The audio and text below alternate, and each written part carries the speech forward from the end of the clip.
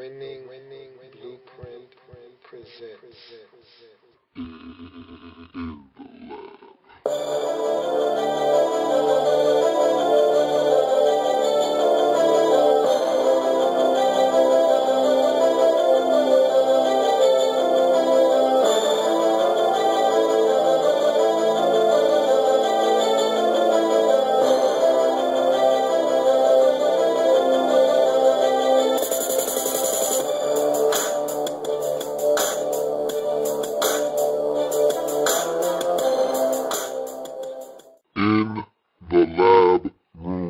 Welcome, you are in the lab room. I'm your host, Lou. Thank you for joining me.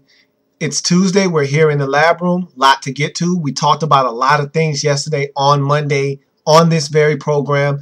Told you a lot of dominoes were going to be set in motion and start to fall because of the deal that the Raiders made with the Seattle Seahawks to acquire Matt Flynn.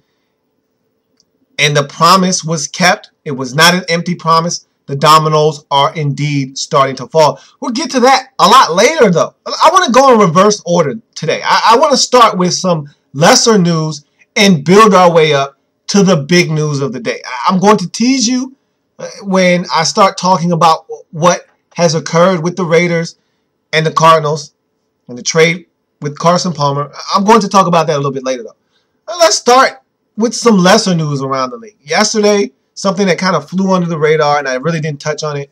It was a jam-packed show, and I could have touched on this and really sprinkled it in there, and it wouldn't have mattered. But I decided to keep it out of the way and come and talk about it today. Darrius Heyward-Bey signs with the Indianapolis Colts. It's a one-year, $3 million deal, and it's a solid move for Darrius Heyward-Bey. I'll tell you why. I'm not a big Darrius Heyward-Bey fan. Never have been. Probably never will be. I think the Raiders overdrafted him with the 7th overall selection in the 2010 draft, I guess. And so I've never been a Darrius Heyward-Bey fan. I thought that, and for some reason, I do that a lot. When a guy is overdrafted and he doesn't pan out, I jump on him immediately. And it's not his fault that the Raiders decided that he was a top 10 pick when he really wasn't supposed to be. It's not Blaine Gabbert's fault that Jacksonville thought he was a first-round quarterback. It's not Jake Locker's fault that the Titans thought he was a top 20 quarterback. It's none of their faults. That's the team's fault for drafting them that high and putting that type of pressure on them. But nonetheless, you take the money, you sign the deal, you own up to that pressure. And I thought Darrius Heyward-Bey did not perform well in Oakland. I think he's a one-trick pony. He's a straight-line speed guy, much like Ted Ginn Jr. Does not have a lot of shiftiness. Does not catch the football cleanly. However, this is his one saving grace. He has the one thing you can't teach. And it may only be great in one direction, and that's straight. But he has speed, and you can't teach speed. You can't do it. Not everyone was blessed with the ability to pick him up and put him down really quickly. And he was. So what he has to do in Indianapolis, because he's going to get ample opportunities to show what he can do in Indianapolis, he's going to have to catch the football. That's number one. Can't do anything unless you catch the football first. He's going to have to catch the football better than he did in Oakland. And he's going to have to make some things happen after he catches the football. And one thing he didn't do in Oakland was showcase the speed a lot. He needs to beat guys. If they give him a 9 route, he needs to beat that defender on that 9 route. He has to do a better job of selling his routes, not tipping his hand on what he's going to do. And if there's anywhere in the league that he could have landed and given him the opportunity to show what he can do, it's in Indianapolis. I mean, this is a team, much like the Detroit Lions, that throws the ball an inordinate amount of times. I mean, Andrew Luck was chucking the football everywhere last year. And so he's going to get plenty of opportunities, is Darrius Heyward-Bey, to catch the football in Indianapolis. And they're looking for Darrius Heyward-Bey to come in and fill that void left by a guy like Donnie Avery, who is no longer on the team, who was very pivotal in the Colts winning 11 games last year. Donnie Avery had a fabulous season, and he used that season to parlay it into a deal with the Kansas City Chiefs, so he's no longer in Indy. And so they need a guy to fill that void. And they're looking for a guy like Darrius Heyward-Bey to come in and do that. So Let's see if Darrius Heyward-Bey can revive his career, because tell you what, if he's not able to get it done this year in Indy, I don't know how many more chances he's going to get. And when you're a top 10 pick and you don't work out, it does not take long for you to flame out of the league. Ask Troy Williamson. Darrius Heyward-Bey could be on that path to the road out of the National Football League if he does not make it work in Indy this season. So you look at another story that's going on right now in the National Football League, and that's Brian Urlacher and the Chicago Bears. The saga continues in Chicago as Urlacher has not found another home, and I don't think he will find another home, at least not right now.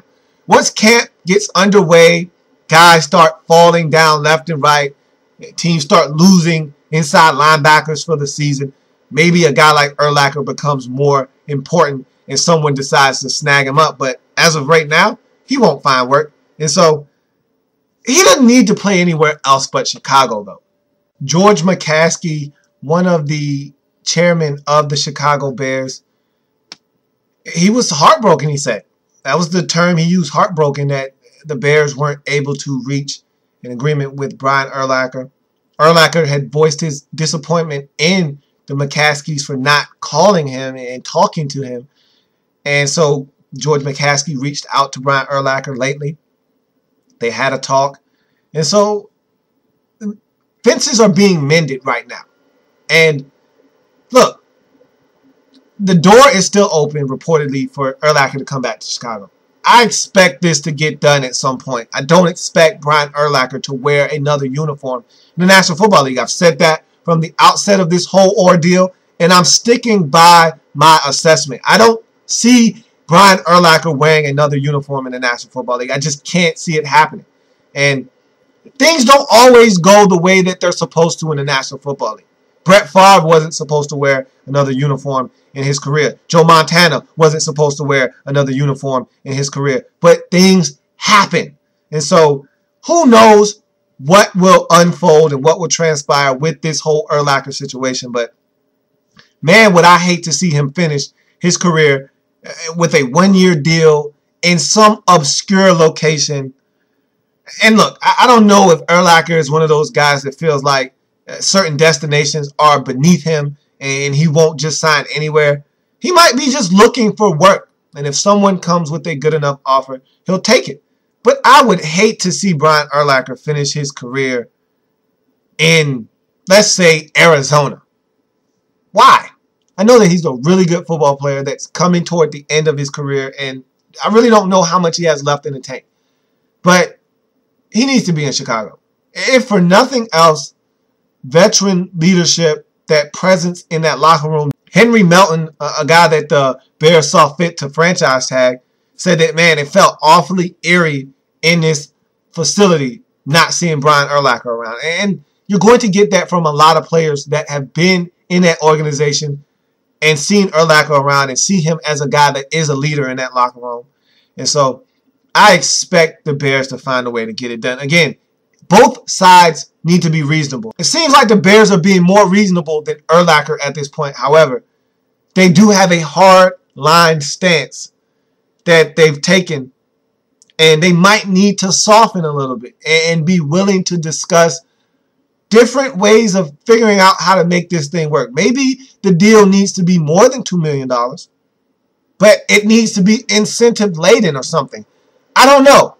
They have to come to an agreement, though. They'll figure it out. When it's all said and done, Brian Urlacher will be in Chicago. Mark my words. I'm standing by it. That's my story. I'm sticking to it. So the Tampa Bay Buccaneers just went off and just decided to sign a slew of players. Now, I'm not saying that any of these players are going to be real difference makers, but nonetheless, they're looking to upgrade their roster. And what's the one way to do that? Competition. And so the Buccaneers went out and got fullback Brian Leonard. Remember, their head coach is Greg Schiano. Brian Leonard played at Rutgers. Greg Schiano was the head coach at Rutgers when Brian Leonard was at Rutgers. And so this is a reuniting move here. Brian Leonard is going to come in. I think he's a really solid football player. He's a fullback in the National Football League that's very versatile. You can hand him the football and he can run and give you some very productive carries. And he can catch the football out of the backfield as well. Very soft hands for a fullback. And so I like Brian Leonard a lot. And I think that Greg Schiano knows how to get the best out of him. And he'll utilize Brian Leonard. And so that's a Greg Schiano guy right there. And so he's going to stick around in Tampa Bay. Now, for all these other guys, not so sure about. Now, I do know Derek Landry just signed a 2-year deal with the Tampa Bay Buccaneers. He's definitely going to be on this roster. He's definitely going to help fill a void that's left by a guy like Roy Miller on that defensive line. So Derek Landry is definitely going to come in and help the Tampa Bay Buccaneers. But you look at guys like George Selvey, Steve Smith, and Nate Kading, all guys who were signed with Tampa Bay over the last week. And you say to yourself, George Selvey, underachieved in the league thus far, drafted by the Jacksonville Jaguars, hasn't done anything in the league. You don't know what he's going to do. And look, this may be his last stop. Remember, he went to the University of South Florida. And so he's back in South Florida, in Tampa Bay. And so we're going to see if maybe a change of scenery back home is what George Selvey needs. Maybe he'll come in and he'll be a productive defensive end that can help cushion that blow, that loss of Michael Bennett at the defensive end position. Maybe he comes in and he's a long, wiry guy that I feel like should be able to get to the quarterback. Maybe he's in a better situation now and he'll be able to produce for the Tampa Bay Buccaneers. We'll see. You look at another guy in Steve Smith. I like Steve Smith. I think injuries have really beset him in his career. Thought that he was a very crafty guy in the slot, a guy that knows how to find the sticks on 3rd and 7 and get you 8 yards, 3rd and 5, get you 6 yards. I just felt like he always knew how to get open for the Giants, and he caught the football really well. He went to Philadelphia, it didn't work out. He went to St. Louis, it didn't work out. Now he's in Tampa Bay. I'd love to see him stick somewhere, have success, and stay healthy and be productive like he was in New York. I think this is a good fit for him. This is a team that needs some guys to step up in the slot. I think Steve Smith can fit that role, but he needs to stay healthy. That's number one. And we'll see if he gets an opportunity to play in Tampa Bay. I like the move. I think that if he's given the opportunity and he can stay healthy, I think Steve Smith can help a guy like Josh Freeman on 3rd downs. Be a guy that can get open, be a nice target for Josh Freeman, someone that he can throw the football to and trust that he'll catch it and move the sticks. Now, the one guy of all the names that I just named that I think doesn't have a shot of making this team is Nate Kading. And again, this is just about pure competition. But I feel like the Tampa Bay Buccaneers have one of the best young field goal kickers in the league in Connor Barth. And so really don't know what this deal does for you. I don't really know what Nate Kading does for you. I just don't. I thought Connor Barth was solid in 2012. You just gave him a contract extension, what, a year ago or so? So I really don't know where this move comes from, but there's nothing wrong with some good old-fashioned competition. So the Buccaneers made a slew of moves. Let's see if any of them pan out. Now let's get into the meat and potatoes of this episode. And we start with Nnamdi Asomugha. He finds a home in San Francisco with the 49ers. Again, the rich just get richer. Now, you say to yourself, Nnamdi Asomugha, this guy had a terrible year in 2012. He was even worse in 2011. Why should I be afraid of him? He's going to go into a situation where there's not a lot of pressure on him. He's not the guy. He's not going to be the one that everyone turns to and say, hey, you're the best corner on this team. You need to go out and get it done. You need to check the other team's best receiver. He's just going to be one of the guys in San Francisco. They got Chris Culliver out there, Terrell Brown, Carlos Rogers already. And so he's just going to fit in with the rest of those corners. And I think he's just going to get to play his style of football. They're not going to ask him to play a whole variety of different coverages and confuse him and give him too much on his plate. They're just going to say, hey, Nnamdi, go out and play football.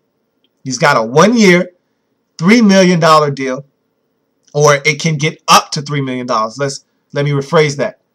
It's a 1-year, $3 million deal, but incentives will kick it up to $3 million. Right now, his base salary is $1.35 million. Now, incentives can kick it up to $3 million, being that his incentives could be up to $1.65 million. So Essentially, it's a 1-year, $3 million deal for Nnamdi Asomugha.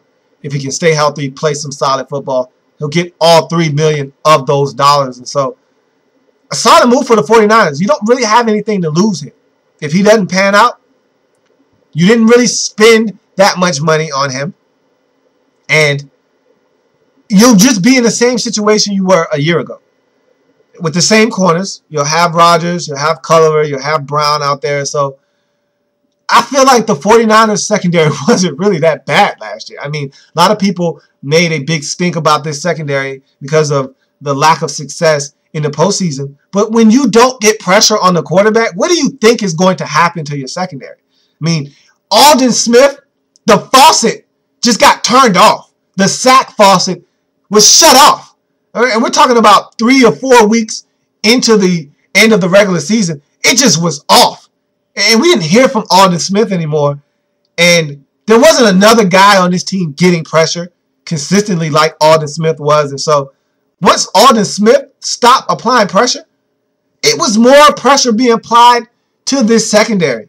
And they wilted and folded under that pressure. But that goes for any secondary in the National Football League. You don't get pressure on a quarterback, you shouldn't think for 1 second that these NFL quarterbacks, if they're good and in the playoffs, guess what? Every quarterback is good. Now, there are certain teams that get there, like the Vikings with Christian Ponder, and you can say, well, he's not great. But if you give Christian Ponder all day, don't you think for 1 second that he won't shred you either. And so you can't allow quarterbacks to just sit back there comfortable in the pocket and think that they won't find a receiver. Guys will get open if you give them too much time. And that's what happened to the 49ers in that secondary. Aldon Smith and company weren't getting pressure on the quarterback. And the secondary suffered because of it. So Nnamdi's going to come in. And if they get pressure on the quarterback, he's going to fit right in. And he's going to start playing some solid football, I think. I think it was a great move for Nnamdi Asomugha. I think it was a great move for the 49ers. And the 49ers continue to make shrewd decisions in this offseason to better their team. You got to say the 49ers right now are the favorites to come out of the NFC. I mean, they keep making move after move after move that just makes you say to yourself, they're on to something. Now, I don't know what that something is quite yet, but they're on to something. If Colin Kaepernick plays as well as he did toward the end of the 2012 season, if this defense picks right up where they left off and gets pressure with Aldon Smith and company, if they can continue to run the football. It looks like LaMichael James is a hidden gem now, and he's going to be unleashed on the league next year. If Frank Gore and LaMichael James can run the football, and this offensive line continues to be one of the best in the league, what's to stop the 49ers from getting back to the Super Bowl? I mean, they've upgraded their roster. They have 13 or 14 draft selections. What's to stop the 49ers from going out and being a better team than they were in 2012? Another solid move by the San Francisco 49ers, signing Nnamdi Asomugha to a 1-year deal. So here we are, the main event, the moment a lot of you have been waiting for. The Carson Palmer deal to Arizona. And look, the Raiders essentially gave him away. This is how this situation basically went down. Oakland, wake up, huh? Hey, it's me, Arizona. Hey, look, see, you got Carson Palmer over there. You're not going to be using him. He's making a lot of money. How about you just give him to me, huh? What? No. Just give me a juice box, a hot ham and cheese sandwich, and bag of potato chips. He's yours. Is that it? That's all you want? Yeah. And make sure my juice box is grape. And that was essentially it. The Arizona Cardinals got Carson Palmer for a juice box, a hot ham and cheese sandwich, and a bag of chips. Frito-Lays, by the way. That was it. The Raiders, they more so saw this as an opportunity to get from under a bad deal that they had nothing to do with. The last regime set this one up. This was Hugh Jackson and company. This had nothing to do with the new brass in Oakland.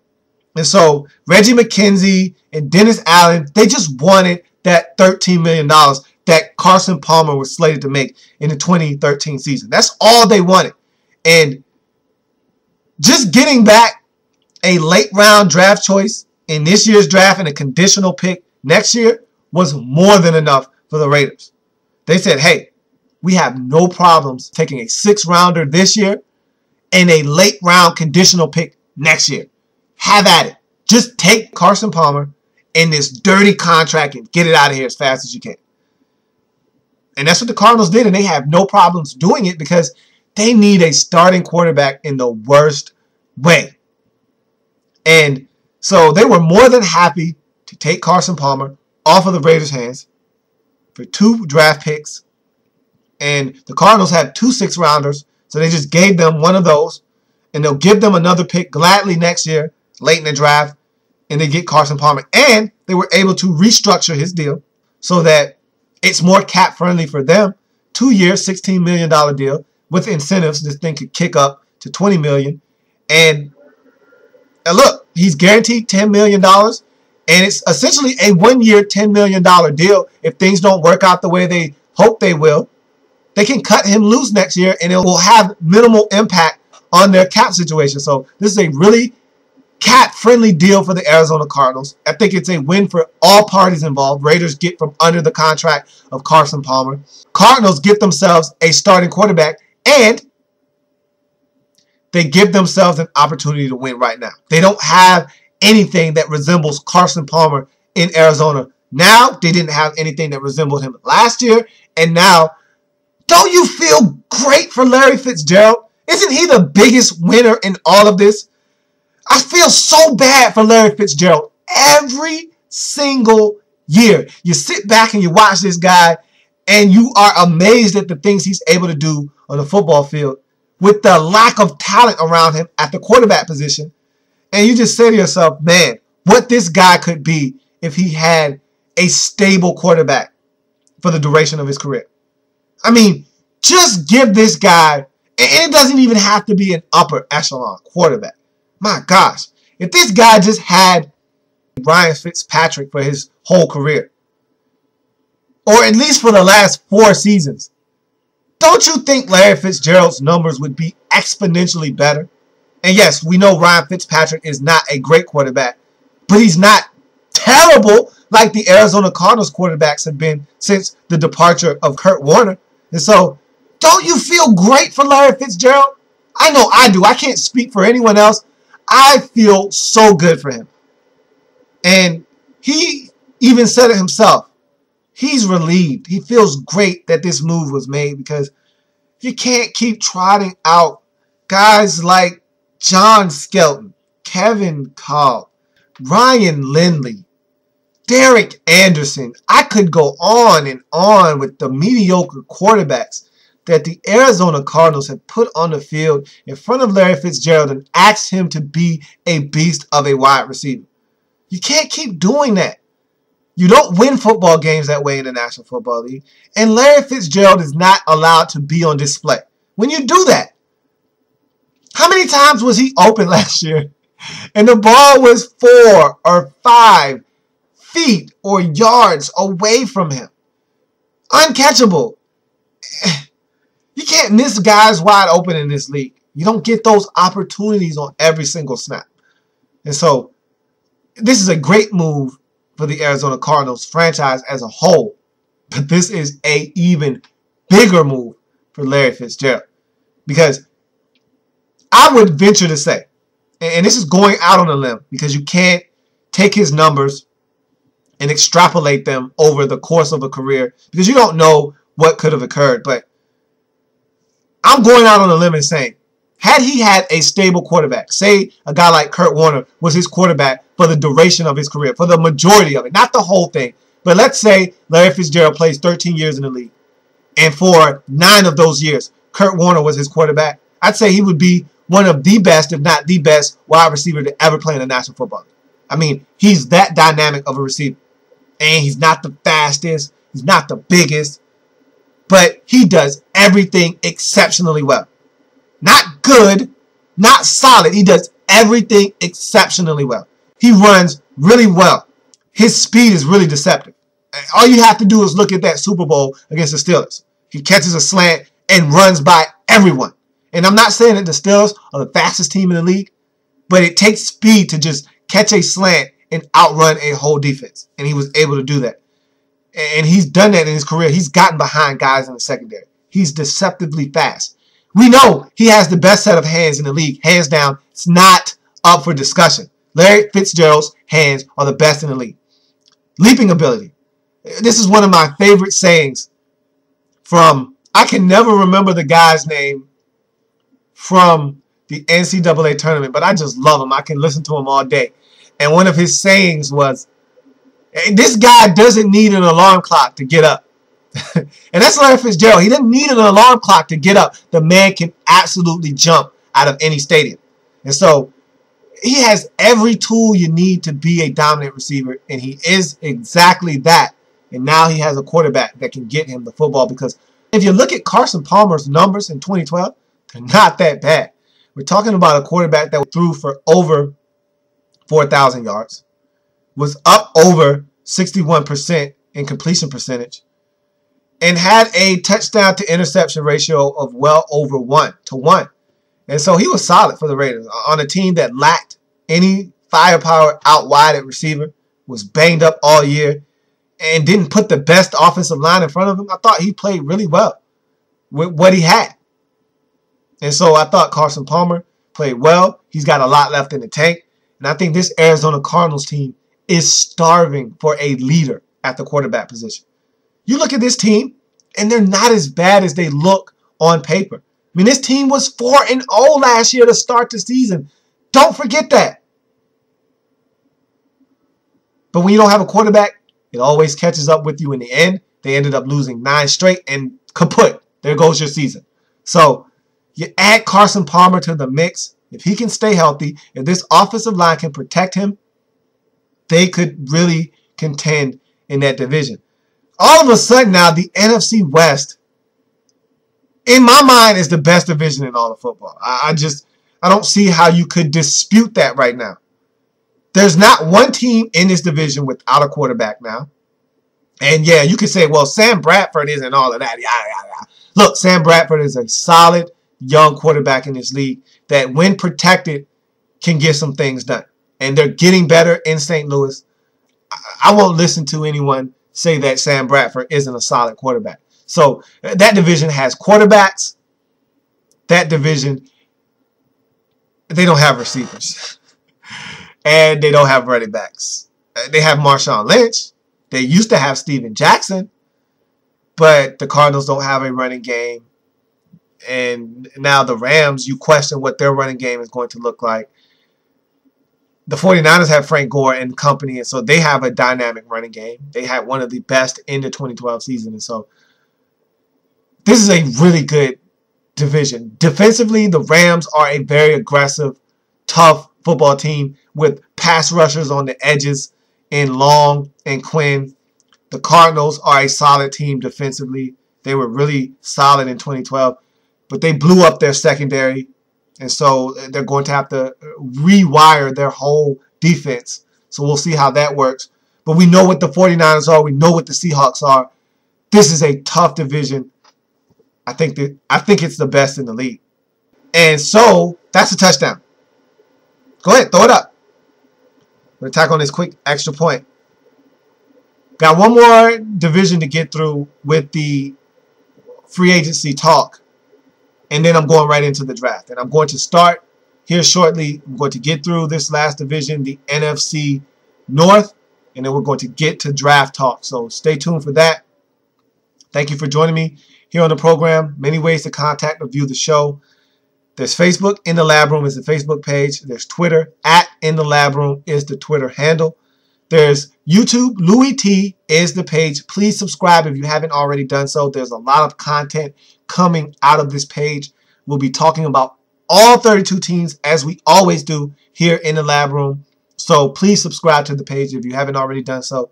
And also, there's the inbox in the labroom at gmail.com is the inbox. And also, don't forget, I also write for a blog site called beforethesnap.com. That's beforethesnap.com. I am the NFC East contributor to the site.